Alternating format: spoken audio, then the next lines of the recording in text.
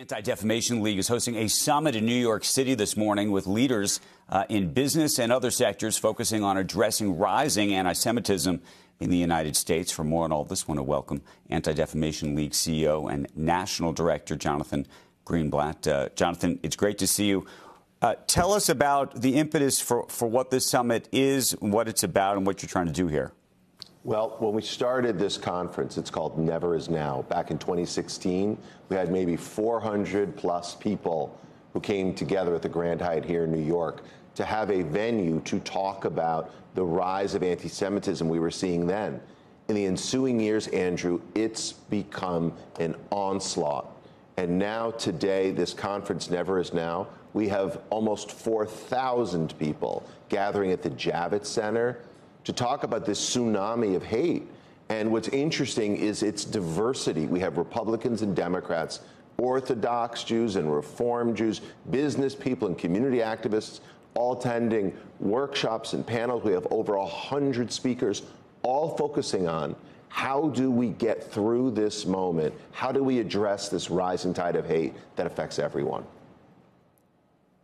Now, let me ask you this, Jonathan. You know, the other side of this, and I get emails from folks, and we've had you on the broadcast many, many times, and they say, you know, you have Jonathan on, and you talk about anti-Semitism, but you don't talk enough about the humanitarian crisis that's taking place with the Palestinians. And why don't you push more on that issue? And if you understood that issue better, you'd understand why there is this hate out there. Now, I'm Jewish, so I always say that there's a conflation here that's going on. But I'm curious how you react to that. Well, it's hard to answer that almost with a straight face. And in your defense, Andrew, that you're Jewish doesn't make you collectively responsible for everything the Israeli government does, nor does it make me.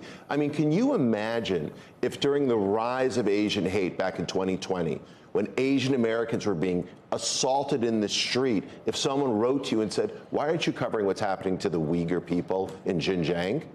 I mean, again, you can have strong feelings about what communist China is doing, but that doesn't justify hate here in America.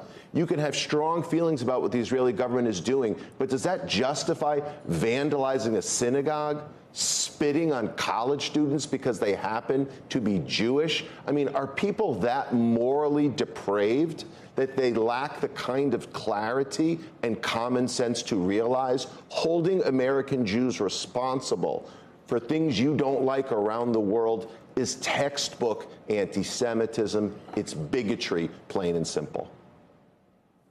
Well, let me ask you then a related question, which is I've talked to a number of CEOs, some Jewish, some not, who have talked about trying to put anti-Semitism programs in place at their companies.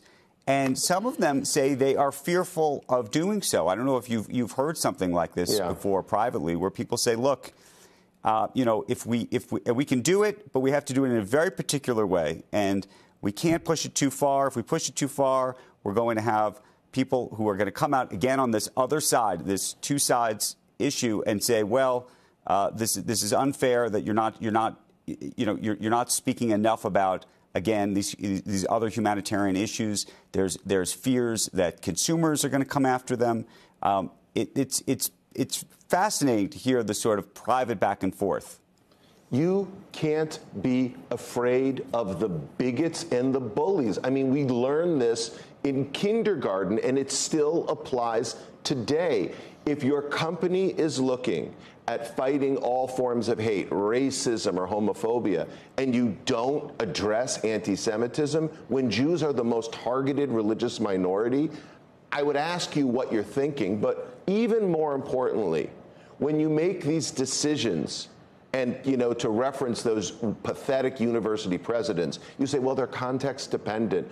Before the Hamas massacre in Israel, before 10/7, 2022 and 2023 were the worst years we saw in anti-Semitism.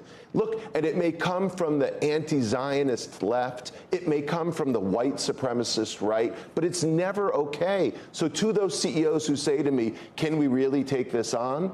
My response is, how can you not? And if you let, like, the thin fringe bully you into saying, oh, wow, well, this is political. There is nothing political about protecting your employees.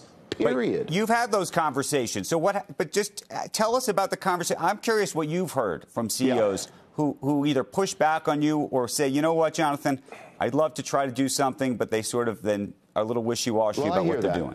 I hear that. Look, leadership is not about being led. It's about leading. This is why we're recognizing Accenture CEO Julie Sweet today at our conference, Andrew. We're giving her our Courage Against Hate Award. And she's a good example. I mean, again, very large global employee, diverse workforce spread across different countries. And they have stood up clearly and unequivocally, not just against anti-Semitism, but all forms of hate. Last night, we had Apollo CEO Mark Rowan, who was interviewed by Elliott Management's executive Dan Senor.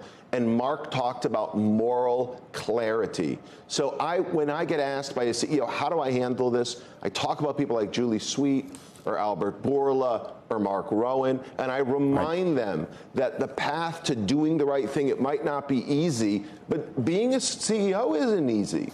And yes, you have a fiduciary responsibility, Jonathan, but also a moral one.